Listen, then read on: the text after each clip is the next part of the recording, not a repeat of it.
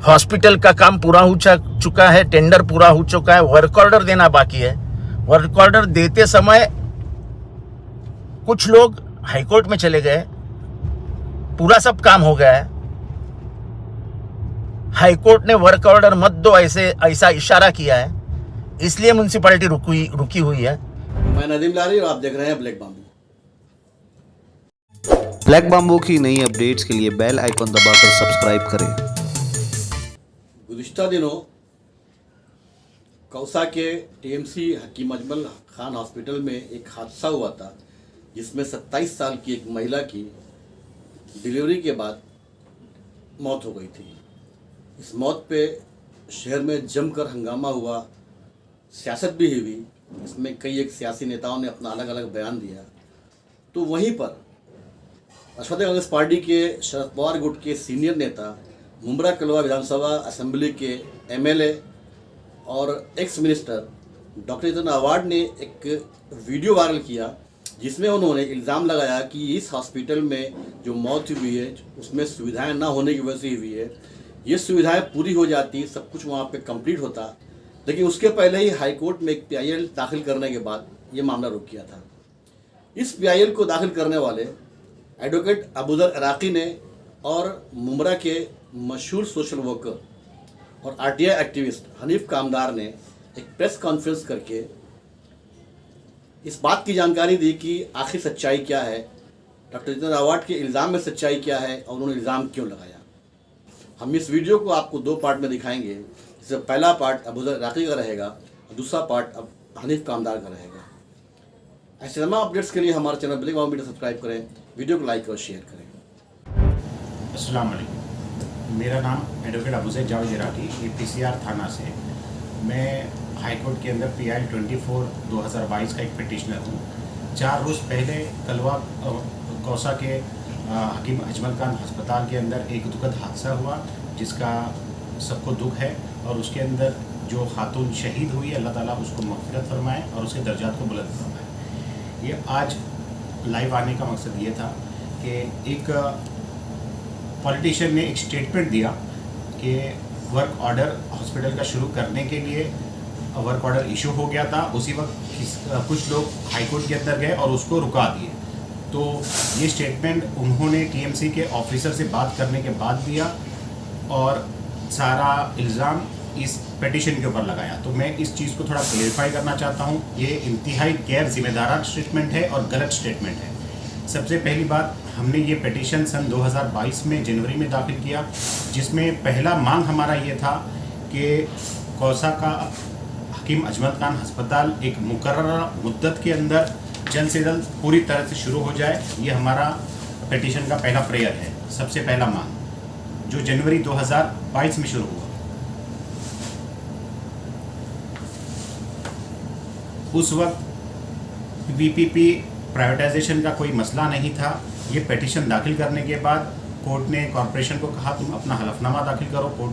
Corporation ने अपना हलफनामा दाखिल किया। उस वक्त भी कोई PPP का मसला नहीं था और कोर्ट ने उनको कहा कि आप अस्पताल कब तक शुरू करेंगे, आप बताओ। तो कॉरपोरेशन ने तकरीबन अपने 1.5 साल में एक बार भी बताया नहीं वो अपना कौसा का अस्पताल कब शुरू करेंगे। फिर कोर्ट ने एक कमेटी गठित की, कोर्ट कमिश्नर। वो कोर्ट कमिश्नर ने अपना एक रिपोर्ट दिया। रिपोर्ट के अंदर उसने ये वाज़ेह कहा, जो हमारा कंटेंशन था, कि कौसा के अंदर अस्पताल के अंदर जो फैसिलिटी चल रही है, मुमरा मैटरनिटी सेंटर और UPSC सेंटर, वो 100 बेड अस्पताल का प्रोजेक्ट का हिस्सा नहीं है। वो ये कोर्ट कमिश्नर का रिपोर्ट है, जो 8 नवंबर सन 2023 का है।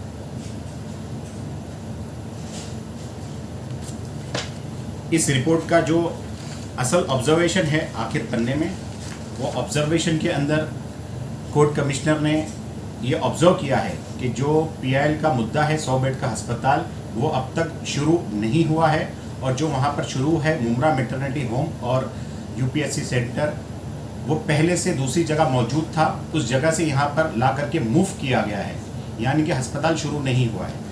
अब ये जो हादसा हुआ उसकी जिम्मेदारी कॉरपोरेशन की भी आती है, उसके अधिकारियों की भी आती है और वो पॉलिटिशियन की भी आती है जिन्होंने अपने सियासी फ़ायदे के लिए, सियासी मुफादात के लिए आम पब्लिक को गलत बयानी से गुमराह किया। आम पब्लिक को ये बावर कराया कि हमने अस्पताल को शुरू कर दिया है, हालांकि अस्पताल शुरू नहीं हुआ है और ये कोर्ट कमिश्नर का रिपोर्ट में बताया है साफ तौर से। अब जो हादसा हुआ है उसके बारे में थोड़ा मैं वजाहत करना चाहता हूँ। ये हादसा कौसा के हकीम अजमल खान हॉस्पिटल जो 100 बेड का प्रोजेक्ट है उसके अंदर नहीं हुआ है, बल्कि उसी अस्पताल के अंदर एक सेक्शन है मुमरा मैटरनिटी होम जो टीएमसी के अंडर में आता है और वो मुमरा स्टेशन के पास पहले मौजूद था, आनंद कोलीवाड़ा साइड में कहीं, वहाँ से यहाँ शिफ्ट किया गया है। तो ये हादसा उस मुमरा मैटरनिटी होम में हुआ है और ये मुमरा मैटरनिटी होम हमारे जनहित याचिका का मुद्दा नहीं है।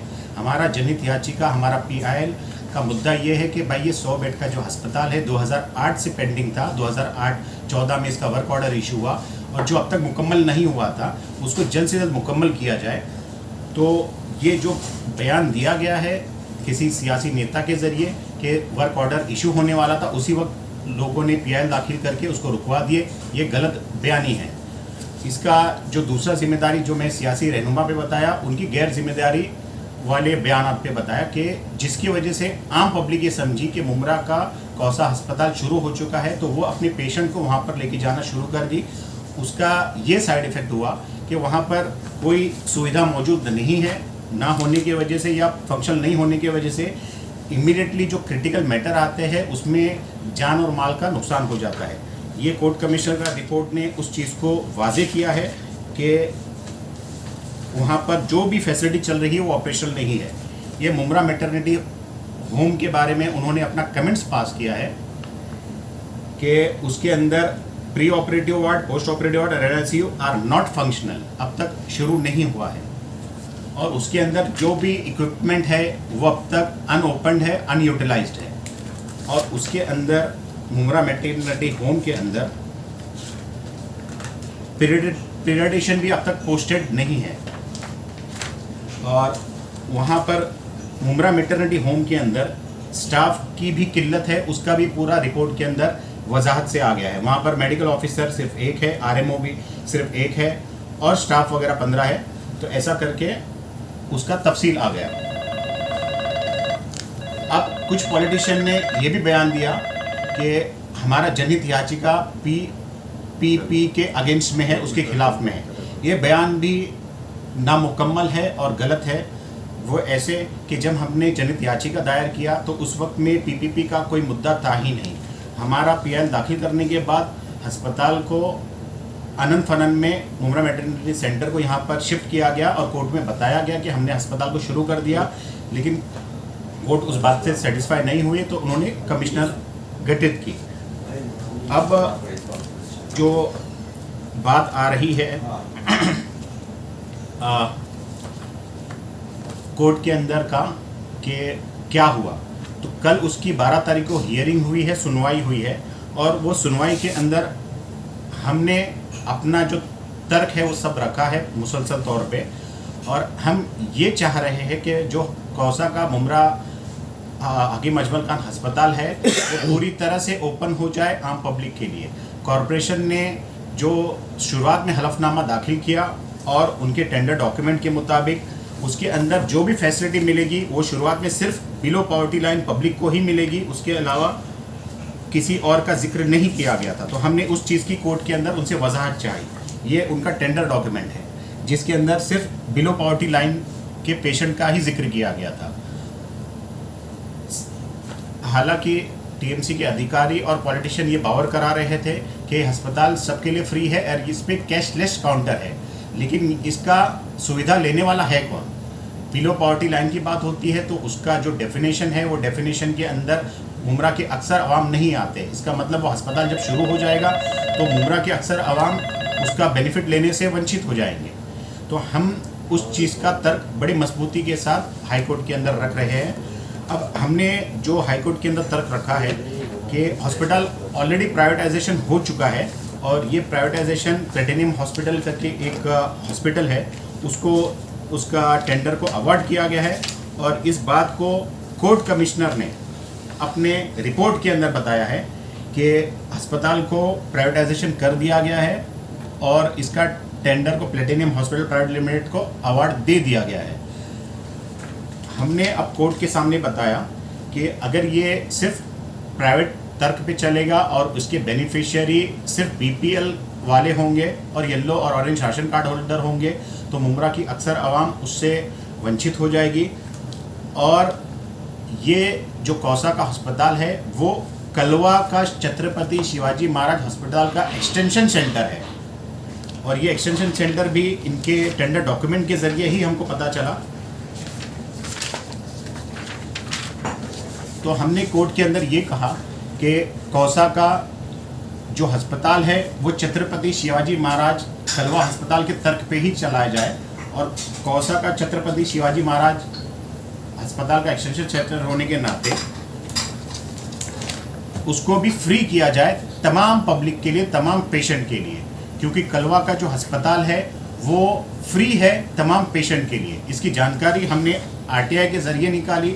आरटीआई में हमें कौसा के अस्पताल के जो मेन हॉस्पिटल है छत्रपति शिवाजी महाराज कलवा अस्पताल, उसका पूरा रिस्पांस मिला और गवर्नमेंट का जीआर और उसका रिजोल्यूशन के साथ कि कलवा का अस्पताल फ्री ऑफ कॉस्ट चलता है तमाम पेशेंट के लिए और उससे किसी भी पेशेंट से डॉक्यूमेंट्स नहीं लिया जाता है। हालांकि ये जो कौसा अस्पताल है प्राइवेटाइजेशन जो हो रहा है उसके अंदर पब्लिक को, पेशेंट को अपनी इलाज कराने के लिए उनको डॉक्यूमेंट्स देने की ज़रूरत पड़ेगी। तो हमारा कोर्ट के अंदर ये तर्क था कि वो पेशेंट जो डॉक्यूमेंट्स नहीं ले पाएंगे, नहीं ला पाएंगे, उनका इलाज कैसे होगा। तो हमने कोर्ट के अंदर यही बात बताई है कि जैसा कलवा का अस्पताल फ्री ऑफ कॉस्ट पे चल रहा है बगैर डॉक्यूमेंट्स लिए हुए वैसे ही इसको चलाया जाए और जो प्राइवेटाइजेशन का जो बुनियादी डॉक्यूमेंट है, एक ठहराव है, उस ठहराव के अंदर इनके प्राइवेट ऑपरेटर को ये बंधनकारक है कि वो उन पेशेंट को जिनके पास येलो और ऑरेंज राशन कार्ड नहीं है और जो गरीब है और जो अदर पेशेंट है उनको भी अस्पताल पर बंधनकारक है कि वो फ्री में इलाज दे। अब कल 12 तारीख को कोर्ट के अंदर सुनवाई हुई और मुसलसल सुनवाई हो रही है तकरीबन 2 साल से और कोर्ट ने इसमें बहुत अच्छे आदेश पारित किए हैं और जो म्युनिसिपल ऑफिसर्स वगैरह है वो ऑफिसर्स ने अपने एफिडेविट के ज़रिए कोर्ट में जो बयानात दिए हैं, गलत बयानी दिए, हमने उस चीज़ को कोर्ट के सामने बताया है पूरी मजबूती के साथ और हम एपीसीआर इस जनहित याचिका के ज़रिए ये कोशिश कर रहे हैं कि जब अस्पताल शुरू हो जाए तो अक्सर आम आवाम को फ्री ऑफ कॉस्ट में या नॉमिनल पैसे में इलाज मिले और इसकी फ़ायदा तकरीबन तमाम लोगों को मिले।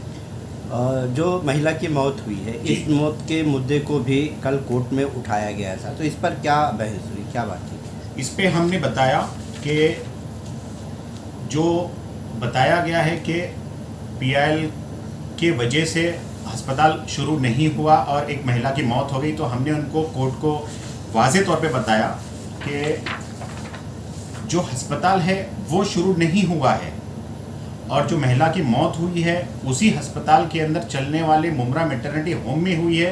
जो अस्पताल का हिस्सा नहीं है वो एक खुद मुख्तार इंडिपेंडेंट इंस्टीट्यूशन है जो थाना म्युनिसिपल कॉरपोरेशन के अधिकारी और उनके स्टाफ चला रहे हैं और इस चीज़ का ऑब्जर्वेशन कोर्ट कमिश्नर ने अपने रिपोर्ट में भी लिया है और कोर्ट कमिश्नर ने खुद कहा है कि जो अस्पताल के अंदर फैसिलिटीज़ दी जा रही है वो अस्पताल का जो जनहित याचिका का मुद्दा है उसका हिस्सा नहीं है।